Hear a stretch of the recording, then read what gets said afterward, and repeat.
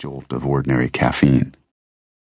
Waiting in front of the register were a few gray-suited sarariman, salaryman, corporate rank and file, their faces set, cheap briefcases dangling from tired hands, fortifying themselves for another interchangeable day in the maw of the corporate machine.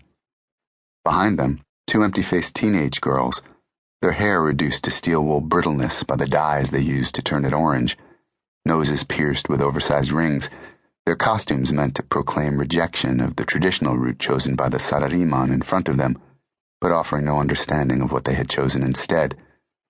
A gray-haired retiree, his skin sagging but his face oddly bright, probably in Shibuya to avail himself of one of the area's well-known sexual services, which he would pay for out of a pension account he kept hidden from his wife, not realizing she knew what he was up to and simply didn't care.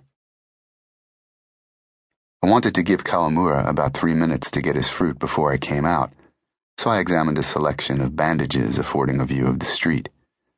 The way he had ducked into the store looked like a move calculated to flush surveillance, and I didn't like it.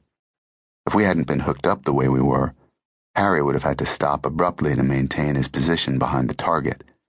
He might have had to do something ridiculous, drop to tie his shoe, stop to read a street sign, and Kawamura, probably peering out from the store's entrance, could have made him. Instead, I knew Harry would continue past the fruit store. He would stop about 20 meters ahead, give me his location, and fall in behind when I told him the parade was moving again.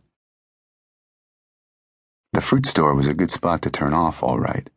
Too good for someone who knew the route to have chosen it by accident. But Harry and I weren't going to be flushed out by beginner moves from some government anti-terrorist primer. I've had that training. It's the beginning of skill, not the end of it. I left the drugstore and continued down Dogenzaka, more slowly than before because I had to give Kawamura time to exit the store. Shorthand thoughts shot through my mind. Are there enough people between us to obscure his vision if he turns when he comes out? What shops am I passing if I need to duck off suddenly? Is anyone looking up the street at the people heading toward the station, maybe helping Kawamura spot surveillance?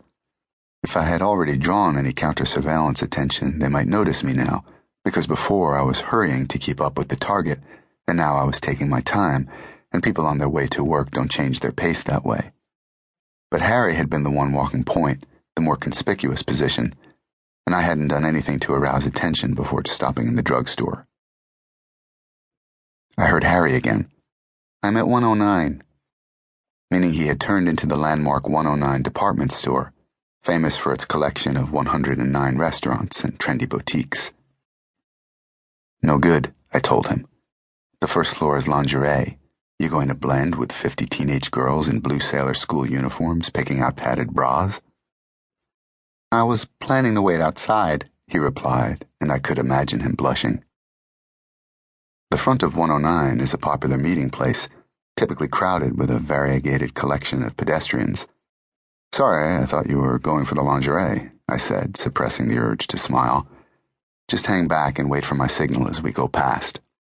Right. The fruit store was only 10 meters ahead, and still no sign of Kawamura. I was going to have to slow down. I was on the opposite side of the street, outside Kawamura's probable range of concern, so I could risk stopping, maybe to fiddle with a mobile phone.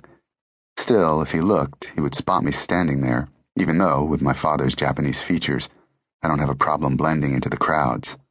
Harry, a pet name for Haruyoshi, being born of 2 Japanese parents, has never had to worry about sticking out.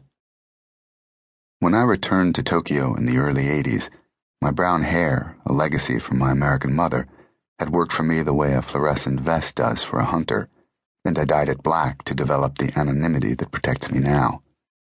But then the country went mad for chapatsu, or tea-colored dyed hair, and I don't have to be so vigilant about the dye anymore.